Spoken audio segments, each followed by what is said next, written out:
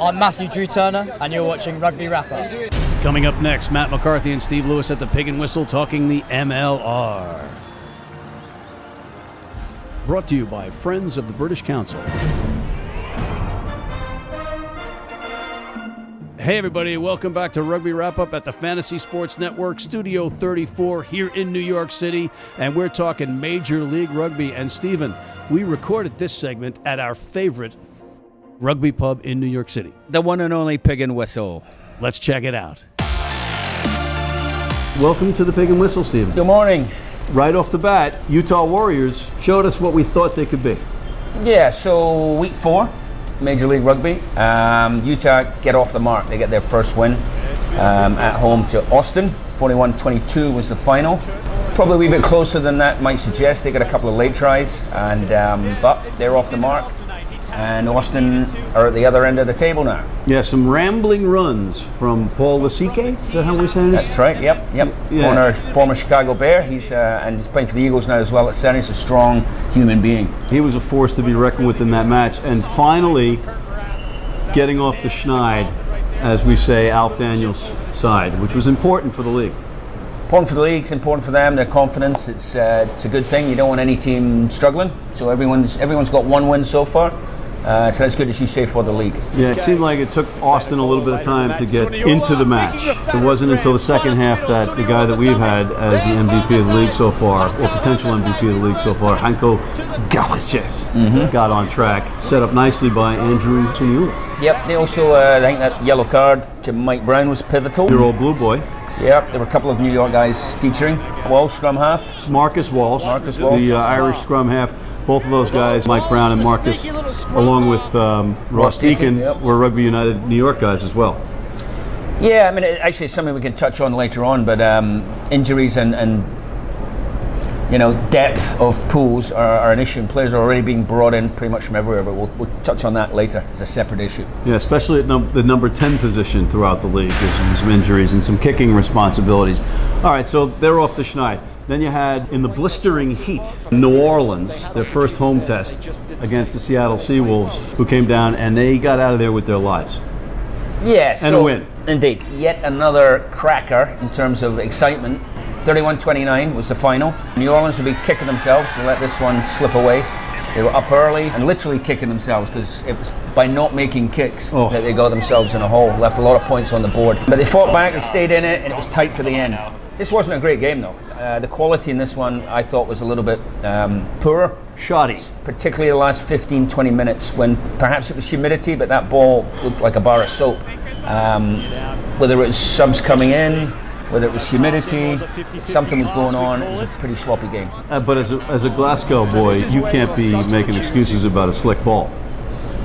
Anyone can play rugby in the sun, right? It's, humid ball, wet ball, that's how rugby's meant to be played. Professional rugby player, you take care of the ball. Yeah, so whatever it was a little disappointing, but back to the result. So Seattle, that's an away win. Quite a few commentators have made note of the fact that these venues are going to get hotter. They're only going to get tougher to play in. Houston, for instance, New Orleans. So to go down there and get a win when you're not playing particularly well, that's a result for Seattle. It was a good result. They showed some resiliency on the road. They adjusted. You had a sensational try from my buddy Matthew Drew Turner. Yeah, he actually had a good game. The former Sevens. Well, you sound surprised. Not at all. It's life in the old dog yet. He ran a great line off Phil Mack for his score under the post. That was just perfect insertion. And he also had a terrific backflip to Tibbs, to Peter Tiberio on the far side. So you see, he contributed tellingly twice. It's good to see Tiberio. There's a guy that's worked hard, injuries, overcome a lot. Here he is on a professional. Yeah, I always felt, particularly in sevens, he was a very underrated player. I thought he should get even more recognition than he did. He's a good player. And any guy with a nose that goes that way after breaking it 500 times has to get your respect, right? Yeah. So good job, Tibbs. Good job, Turner. The other match we had was from Glendale, Colorado, and another nail biter. Whatever you say about this league, and everything's mostly positive so far, we're getting exciting games and we're getting competitive rugby. So this one went down to the wire, 31-27. We know the problems Glendale have had with, they had a couple of suspensions, a couple of injuries, and they're sort of running on fumes right now, I think. But again, they toughed it out, and they get wins when their playing strength is down, when not playing particularly well, but they ground out a win, 31-27 at home.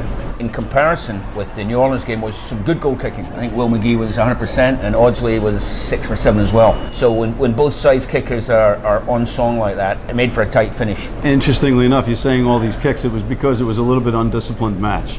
You had penalties, you had turnover of ball, and taking bad penalties. Yeah, I mean, I think this week, again, as we said, 3 exciting games, right? So we're getting that part of it. I just felt that the standard this weekend was a little bit sloppier, and I think it's a byproduct of injuries, a byproduct of the strength or relative lack of strength coming off the bench for quite a few teams. And look at Zach Fenoglio scoring that try to ice it. Yes, for he's sort of Glendale. making a new career for himself in the back row. Actually, I thought Are we going Halliman's... to put him at center? Are we going to put Zach at center? I don't think so. I think Halliman's try was kind of the key one, though.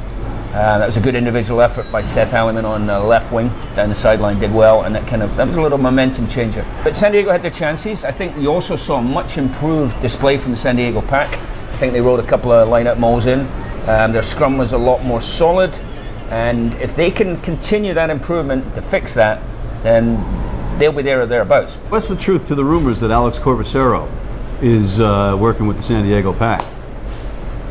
No idea. I think we're on to you, guys. We're following you. We know what's going on. If he can be in 2 places at one time, perhaps. But I think he's been seen in New York fairly regularly recently. And you know what, San Diego, they could really be the ones that challenge Glendale the most. And this is all barring any more injury. If these teams are healthy at the end of the season, relatively healthy at the end of the season. Right now, it's looking like San Diego is this next in line under Glendale. Yeah, as I say, if their forward pack continues to improve the way they did, the way they showed on Sunday, they're in with a chance because they've got weapons everywhere. You got Eagles all over that lineup, right?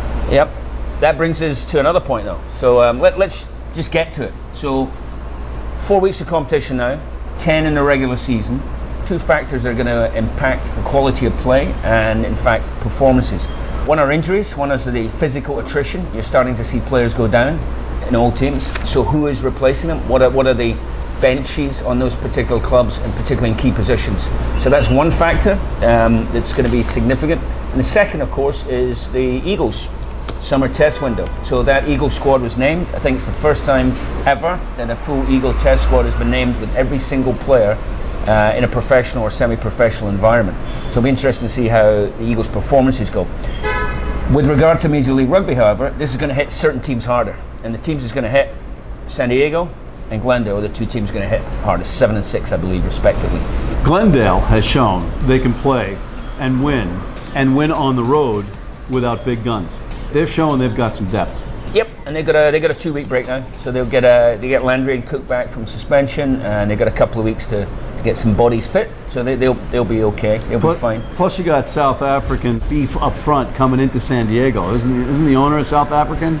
Yeah, I believe so. South African ownership, obviously. Matt Hawkins is South African connection. Bobby Skinstad, I believe, is a part owner, and they've obviously got a pipeline there. Back to these injuries, I mean, we've seen some bad ones. I believe Sebastian Calm, who's a key player for New Orleans in the back row, has a neck injury. He's out for the year. Mikey Teo, that's why he wasn't Eagle squad. He's got, I believe, an ACL or a knee injury. It's going to be interesting to see how teams cope, what they got, who they're going to bring in. You saw it directly impact New Orleans. The kicking carousel there was, okay, who's kicking now, right? Yeah, in a way. And so not to open a can of worms, but I'm going to open a can of worms. One of the places clubs are going to have to go to get players are colleges.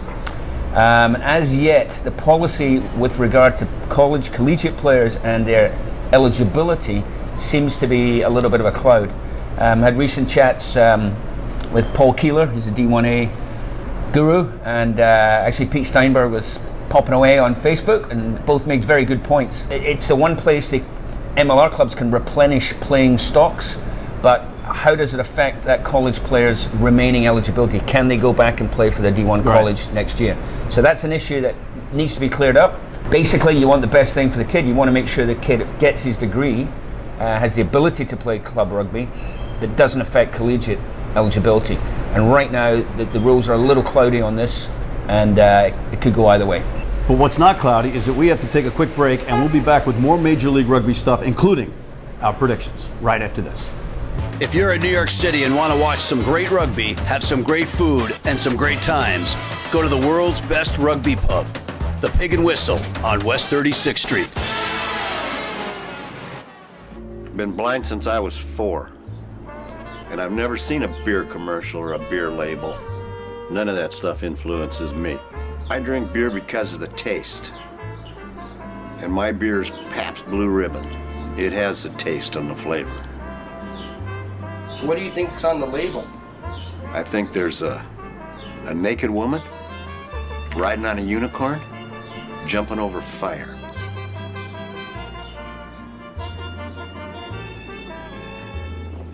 Oh, that's good beer.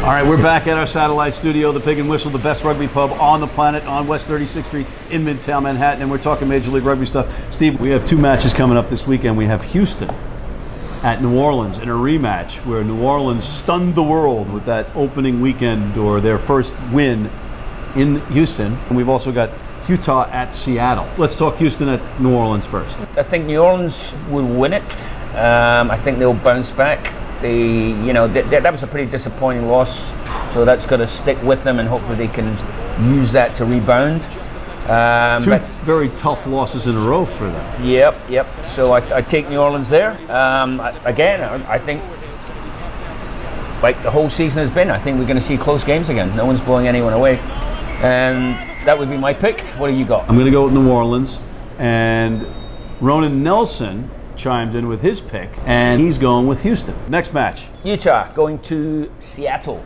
going up to the Pacific Northwest. It's going to be an interesting one. I think Utah are improving. I think they've been a slow start, but they're sort of grinding through the gears now. They've also had a couple of injuries. Whippy boys, both broken legs. It's pretty hard to take.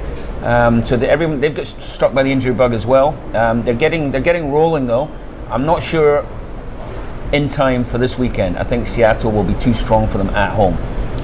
It's a tough call. Utah getting that win under their belt, pretty dominating fashion. I think it was 41-22. They almost doubled up. In the end. Instead of fading in the last 15, 20 minutes, they scored some points. And is Seattle as good as everybody, like Tony Ridnell says? I think Seattle at home is going to edge Utah, but Utah looks strong. Yep, I think, again, going for a close one, but Seattle, home team for me. And Ronan Nelson picked Seattle. So he's going with the favorite. And as you say, what are the implications? Right now you've got Austin at the bottom, 1-3, but they will be joined by either New Orleans or their other Texan team, Houston. At the other end, Seattle can keep pace with Glendale. Glendale 4-0 going into this break. Seattle can hang with them if they get a home win. And for Utah, it's about getting to 500. They'll be 2-2. Should they prevail. Steve, we're getting that signal that we're out of time, but any final thoughts on MLR week number 5 from our beloved Pig and Whistle here on West 36th Street?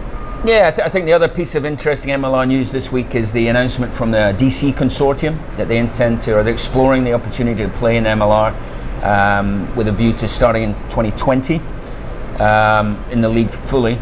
So that looks like it gives you 10 teams. Or 9 teams next year with New York, obviously, Rugby United New York, and a team in Dallas. And now it looks like DC. That takes you to 10 US teams.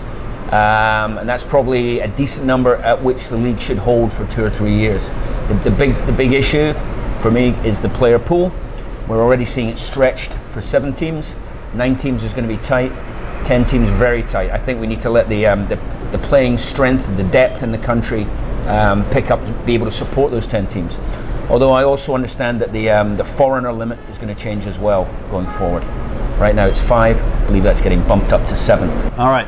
And on that note, Stephen, we have to reluctantly end this segment from the Pig and Whistle on West 36th Street. So thank you. You're welcome. I know it's torture for you coming into a pub. this time of day, this day of the week. All right. On behalf of Mr. Steve Lewis and his Glasgow Powder Blue, I'm Matt McCarthy from the Pig and Whistle on West 36th Street. All right, Steve, another dandy from the Pig and Whistle. And before we go, just on a serious note, wanted to wish JP Eloff a speedy recovery from his illness. We look forward to seeing him back on the pitch as soon as possible. Indeed. All the best. All right, and on that note, Matt McCarthy and Steve Lewis talking MLR, Major League Rugby, here at the Fantasy Sports Network, Studio 34 in New York City for Rugby Wrap-Up.